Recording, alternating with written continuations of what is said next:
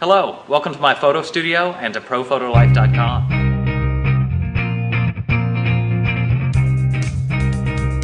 Today's topic is just a little bit different. In response to a reader's question, we're going to be looking at photographic portfolios and how to assemble a portfolio. In this day and age, as I'm sure you probably know, it's very important to have a good online presence, a nice gallery of your work to show. That's often how people find you first or make the first contact. But if they're interested in your work and want to meet you in person, you often need a print portfolio also.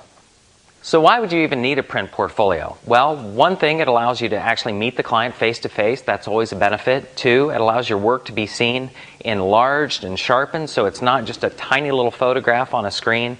Even passable photographs can look okay if they're small enough on a computer screen. This really allows them to see the care that you put into your work, and also it allows them to see your presentation, that you can present something well. So in my estimation, that's why a print portfolio is very important. Now this is the standard leather portfolio with polyethylene pages inside that are easy to flip through.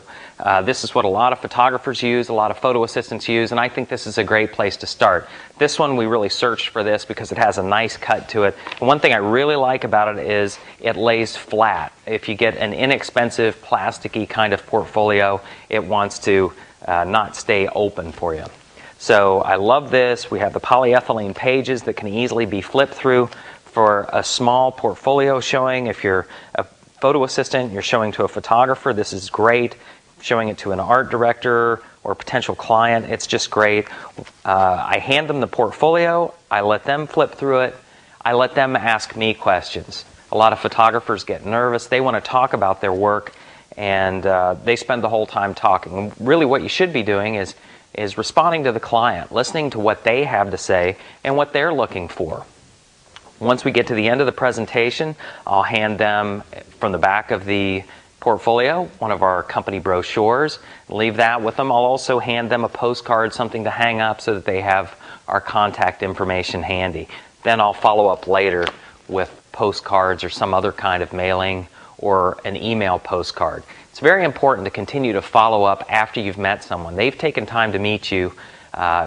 Keep it fresh in their memory what you had to show them, and keep sending them things to show them that you're evolving as a photographer also. Now for a little more slick presentation, we have this metal case that's part of our studio identity. We use metal for a lot of different things for daylight photo. This case is great for larger presentations. If you're meeting a whole creative team, our photographs are now mounted on boards, just black mat board, and they can be spread out, they can be passed around among a group, they can be stacked up against a wall. There are different ways to view the portfolio with this kind of situation. Now, these do scratch. It's best to line the backs with felt. It's best to laminate the front. It can get expensive, but it's also nice to have these separate boards available for that kind of presentation. Now, in the back of this portfolio, I also have a collection of printed materials that we've done so that I can show the client printed pieces and how the work actually appears in print. So that's just a little bit more advanced presentation.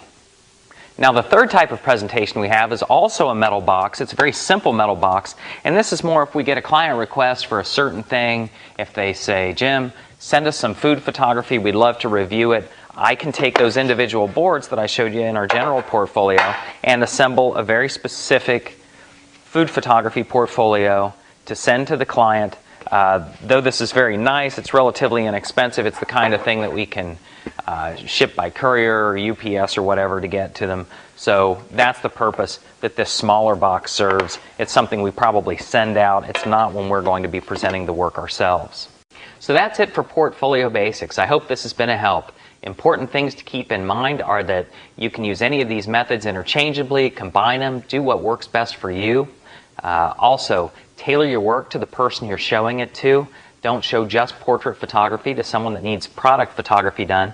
Do tailor it to their specific needs and show only your strongest work. 12 to 18 good, strong photos. It's better to show fewer that are strong than to just try and pad it to fill it in. I hope this has been a help, and for more information, as always, come to ProPhotoLife.com.